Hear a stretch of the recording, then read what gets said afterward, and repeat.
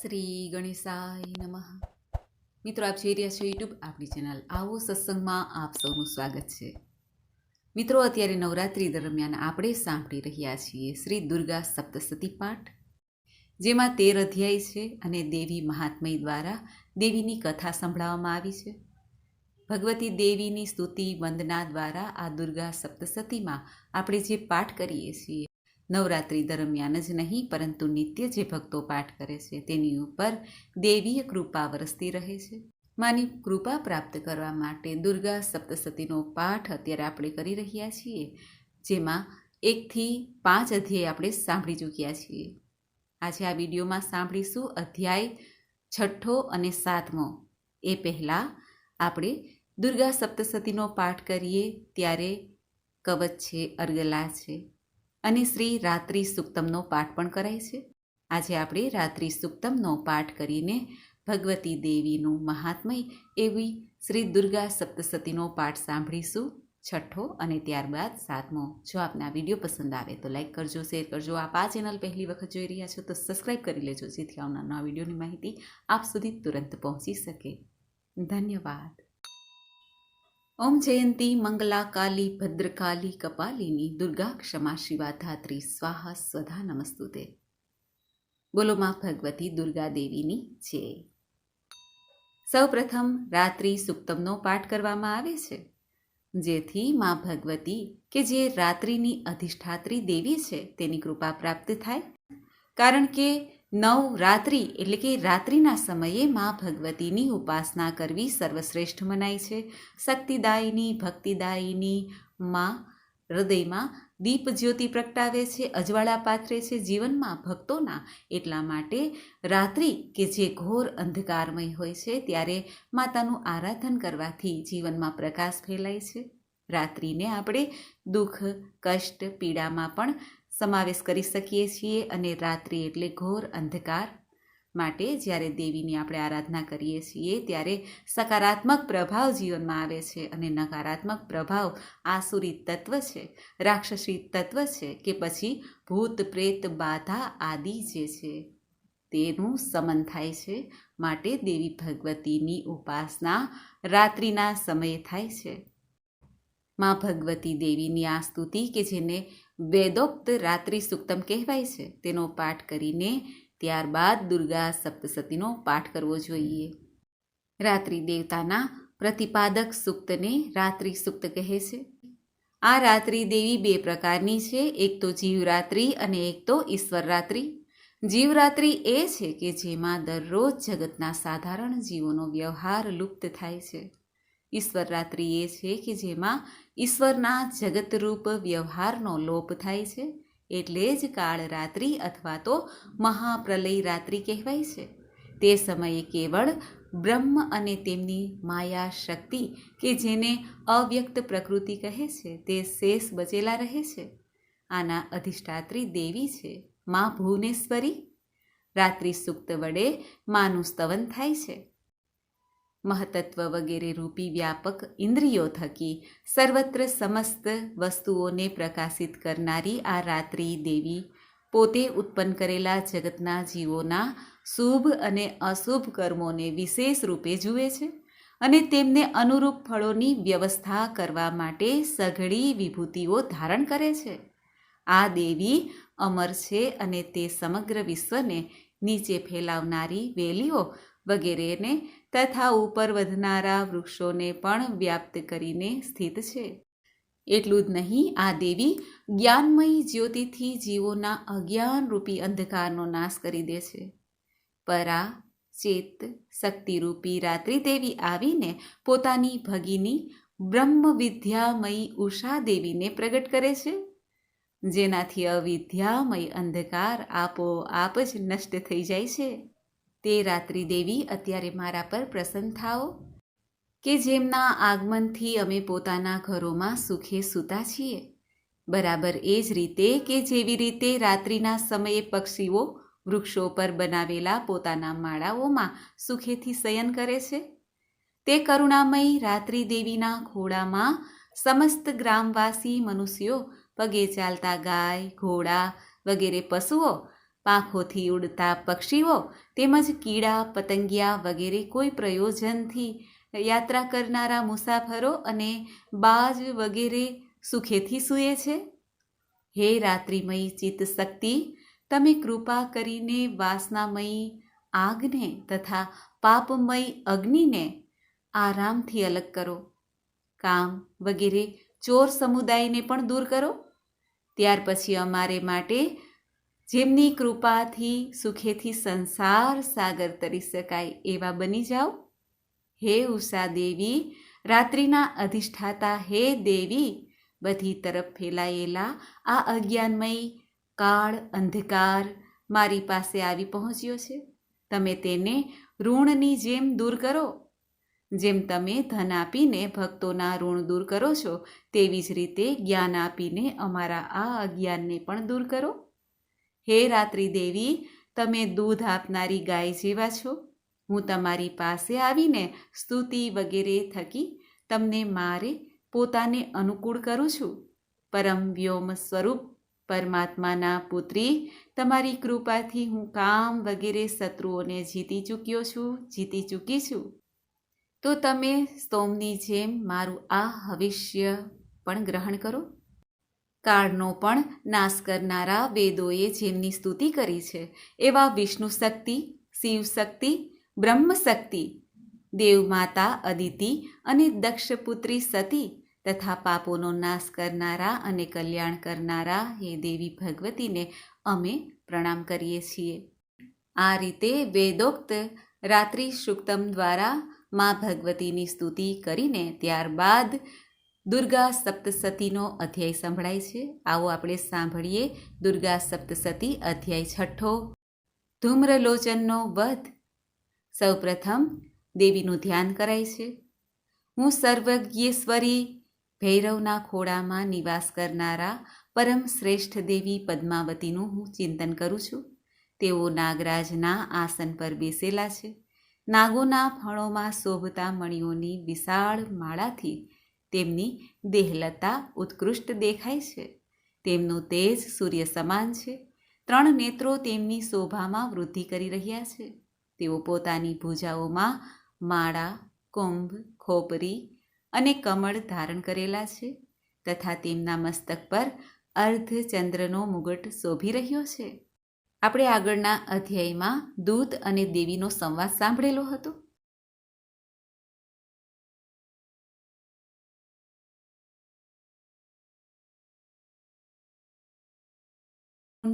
હવે ઋષિ આગળ કથા સંભળાવી રહ્યા છે રાજા સુરથ અને સમાધિને. તે સાંભળીએ. ઓમ.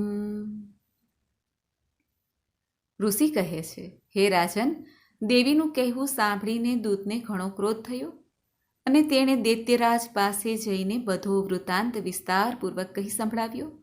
દૂતનું તે વચન સાંભળીને દૈત્યરાજ ઘણા ક્રોધિત થઈ ગયા. તેણે દૈત્યોના સેનાપતિ ધૂમ્રલોચનને કહ્યું, હે ધૂમ્રલોચન, તું પોતાની સાથે સેના લઈને જલ્દીથી જા અને તે દુષ્ટ સ્ત્રીના વાળ પકડીને બળપૂર્વક તેને ઘસડતો અહીં લાવ. તેનું રક્ષણ કરવા જો કોઈ બીજું આવીને ઉપસ્થિત થાય તો તે દેવતા, યક્ષ કે ગંધર્વ કોઈ પણ કેમ ન હોય. ઋષિ કહે છે, આ રીતે શુંભે આજ્ઞા આપી. તેથી તે દૈત્ય ધૂમ્રલોચન 60,000 અસુરોની સેના સાથે લઈને ત્યાંથી તરત જ નીકળી પડ્યો. ત્યાં જઈ પહોંચીને તેણે હિમાલય પર રહેલા દેવીને જોયા અને તેમને પડકારતા કહ્યું, અરે ઓ, તું શુંભ નિશુંભ પાસે ચાલ. જો અત્યારે તું મારા સ્વામી પાસે પ્રસન્નતાપૂર્વક નહીં આવે તો હું તને જબરજસ્તીથી તારા વાળ પકડીને ઘસેડતો લઈ જઈશ. આવી સ્થિતિમાં જો તું મને જબરજસ્તીથી લઈ જઈશ તો હું તને શું કરી શકું તેમ છું? ત્યારે ઋષિ રાજાને કહે છે, દેવીએ આ પ્રમાણે કહ્યું. તેથી અસુર ધૂમ્રલોચન તેમના તરફ ઘસ્યો. ત્યારે દેવી અંબિકાએ હુમ શબ્દના ઉચ્ચારણ માત્રથી તેને ભસ્મ કરી નાખ્યો. પછી તો ક્રોધે ભરાયેલા દૈત્યોની વિશાળ સેનાએ અને અંબિકાએ એકબીજા પર તીક્ષ્ણ બાણ, આયુધો, શક્તિઓ, પરશુઓનો વરસાદ વરસાવવાનું શરૂ કરી દીધું. એ દરમિયાન જ દેવીનું વાહન સિંહ ક્રોધે ભરાઈને ભયંકર ગર્જના કરતો, કેસવાળી ઝુલાવતો અસુરોની સેનામાં કૂદી પડ્યો. અત્યંત ક્રોધે ભરાયેલા દેવીના વાહન તે મહાબલી સિંહે ક્ષણવારમાં જ અસુરોની સઘળી સેનાનો સંહાર કરી નાખ્યો. જ્યારે શુંભે સાંભળ્યું કે દેવીએ ધૂમ્રલોચન અસુરને હણી નાખ્યો છે અને તેમના વાહન સિંહે સઘળી સેનાનો ભયંકર વિનાશ કરી દીધો છે, અને તેણે ચંડ અને મુંડ નામના 2 મહાદૈત્યોને આજ્ઞા કરી કે હે ચંડ, હે મુંડ, તમે ઘણી મોટી સેના લઈને જાઓ અને દેવીને તેના વાળ પકડીને બાંધીને જલ્દીથી અહીં લઈ આવો. જો આ પ્રમાણે તેને લઈ આવવામાં સંદેહ થાય તો યુદ્ધમાં બધા પ્રકારના અસ્ત્રો, શસ્ત્રો તથા આસુરી સેનાનો ઉપયોગ કરીને તેની હત્યા કરી નાખજો. તે દુષ્ટ સ્ત્રીની હત્યા થતાં તથા તે સિંહના માર્યા ગયા પછી તે અંબિકાને બાંધીને સાથે લઈને સત્વરે પાછા આવજો. શ્રી માર્કંડેય પુરાણમાં સાવર્ણિક મન્વંતર કથા અંતર્ગત દેવી મહાત્મયમાંનો શુંભ નિશુંભ સેના ધૂમ્રલોચન વધ નામનો 6ઠ્ઠો અધ્યાય. ઓમ તત્સત. મિત્રો, આ હતો દુર્ગા સપ્તસતીનો 6ઠ્ઠો અધ્યાય. હવે આપણે સાંભળીએ શ્રી દુર્ગા સપ્તસતી અધ્યાય 7મો, ચંડ મુંડનો વધ. સૌપ્રથમ દેવીનું ધ્યાન કરીએ. હું માતંગી દેવીનું ધ્યાન કરું છું. તેઓ રત્નમંડિત સિંહાસન પર બેસેલા પોતાના પોપટના મધુર શબ્દ સાંભળી રહ્યા છે. તેમના શરીરનો વર્ણ શ્યામ છે. તેમણે પોતાનો એક પગ કમળ પર રાખેલો છે અને મસ્તક પર અર્ધચંદ્ર ધારણ કરેલા છે તથા કલ્હાર પુષ્પોની માળા ધારણ કરેલા છે. તેઓ વીણા વગાડી રહ્યા છે. તેમના અંગે કસકસતી ચોળી શોભી રહી છે. માં લાલ રંગની સાડી પહેરેલા છે અને હાથમાં શંખ પાત્ર ધારણ કરેલ છે. તેમના મુખ પર મધુનો મંદ મંદ પ્રભાવ જણાઈ રહ્યો છે. કપાળમાં બિંદી શોભી રહી છે. ઓમ. ઋષિ કહે છે. ત્યાર પછી શુંભની આજ્ઞા મેળવીને ચંડ મુંડ વગેરે તે દૈત્યો ચતુરંગીની સેના સાથે અસ્ત્રો શસ્ત્રોથી સુસજ્જ થઈને ચાલી નીકળ્યા. પછી ગિરિરાજ હિમાલયના સુવર્ણમય ઊંચા શિખર પર જઈને પહોંચીને તેમણે સિંહ પર આરૂઢ થયેલા દેવીને જોયા. દેવી મંદ મંદ સ્મિત કરી રહ્યા હતા. ત્યારે તેમને જોઈને દૈત્યો તત્પરતાપૂર્વક પકડવાનો પ્રયત્ન કરવા લાગ્યા. કોઈએ ધનુષ ખેંચ્યું, કોઈએ તલવાર સંભાળી, તો કેટલાક જણ દેવી પાસે જઈને ઊભા રહી ગયા. ત્યારે અંબિકાએ તે શત્રુઓ પ્રત્યે ક્રોધ કર્યો. તે સમયે ક્રોધને કારણે તેમનું મુખ કાળું પડી ગયું. કપાળ પર ભવા ત્રાસા થઈ ગયા. ત્યાંથી તરત વિકરાળ મુખવાળા દેવી મહાકાળી પ્રગટ થયા કે જેઓ તલવાર અને પાસ ધારણ કરેલા હતા. તેઓ વિચિત્ર ખડવાંગ ધારણ કરેલા અને ચિત્તાની ચામડીનું વસ્ત્ર ધારણ કરેલા માનવ મુંડોની માળાથી વિભૂષિત હતા. તેમના શરીરમાંનું માંસ સુકાઈ ગયું હતું. માત્ર હાડકાનું માળખું હતું, જેનાથી તેઓ અત્યંત ભયંકર દેખાતા હતા. તેમનું મુખ ઘણું મોટું હતું અને જીભ લપકારા મારતી હતી. બિહામણા લાગતા હતા. તેમની આંખો અંદર ઘસી ગયેલી હતી, થોડીક લાલ હતી. તેઓ પોતાની ભયંકર ગર્જનાથી સમસ્ત દિશાઓને ગુંજાવી રહ્યા હતા.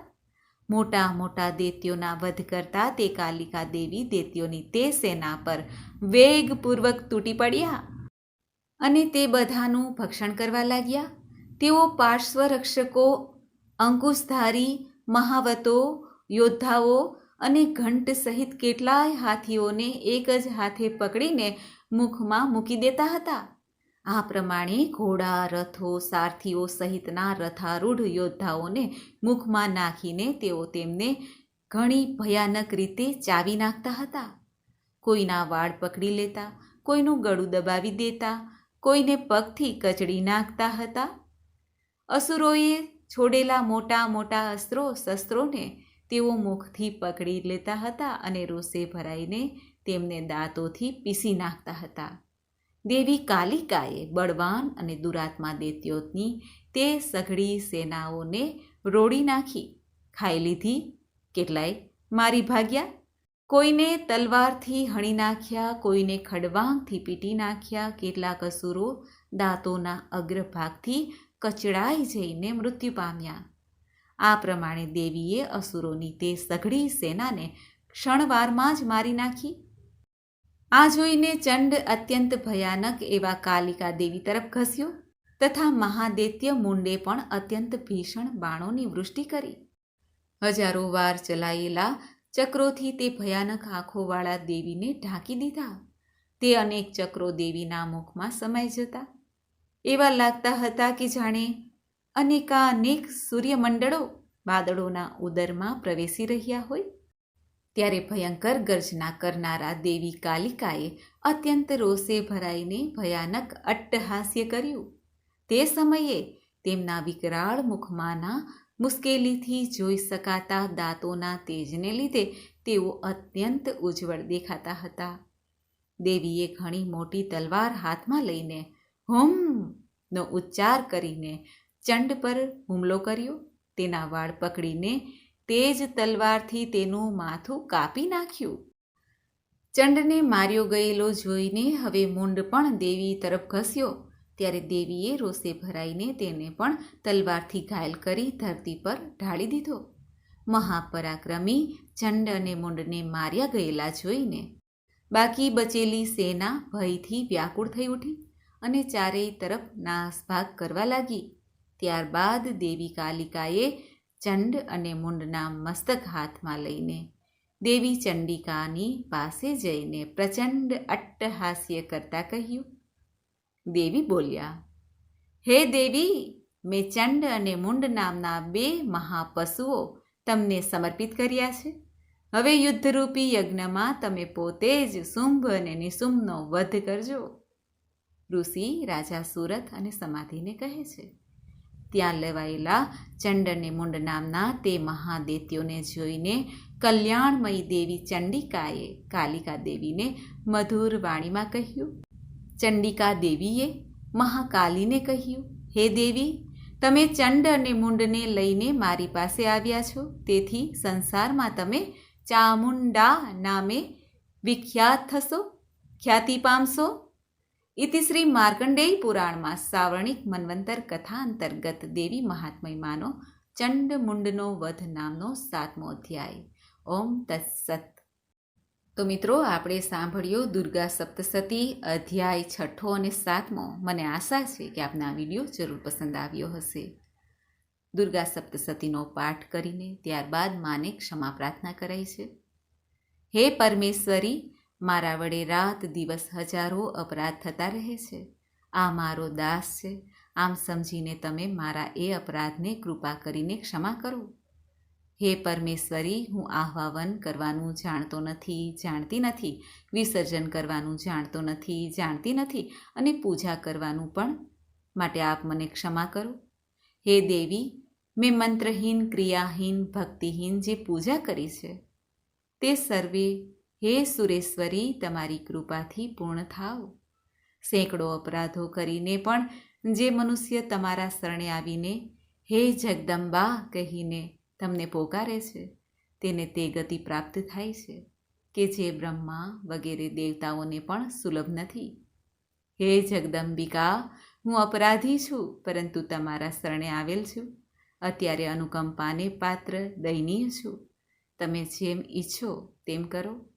હે દેવી, અજ્ઞાનને લીધે ભૂલથી કે બુદ્ધિ ભ્રાંત થવાને કારણે મેં જે કંઈ ન્યૂનાધિક આચરણ ઓછા કે વધારે પ્રમાણમાં કર્યું હોય તો તે હે પરમેશ્વરી તમે તે બધું ક્ષમા કરો, મારી ઉપર પ્રસન્ન થાવ. હે સચ્ચિદાનંદ સ્વરૂપ પરમેશ્વરી, હે જગન્માતા કામેશ્વરી, તમે મારી આ પૂજાનો પ્રેમપૂર્વક સ્વીકાર કરો અને મારા પર પ્રસન્ન થાવ. હે દેવી, હે સુરેશ્વરી, તમે ગોપનીયમાં પણ ગોપનીય વસ્તુનું રક્ષણ કરનારા છો. મેં નિવેદિત કરેલા આ જપ તમે ગ્રહણ કરો. તમારી કૃપાથી મને સિદ્ધિ પ્રાપ્ત થાવ. શ્રી દુર્ગાજીને અર્પણ હો. શરણાગતની પીડા હરનારા, રક્ષા કરનારા હે દેવી, મારી ઉપર પ્રસન્ન થાવ. પ્રસન્ન થાવ, પ્રસન્ન થાવ. બોલો માં મહામાયા દુર્ગા દેવીની જય. દેહી સૌભાગ્યમ આરોગ્યમ, દેહી મે પરમમ સુખમ, રૂપમ દેહી જયમ દેહી યશો દેહી દ્વિષો જહી. મિત્રો, મને સાંભળવા માટે ધન્યવાદ. આપ સૌને મારા જય શ્રી કૃષ્ણ.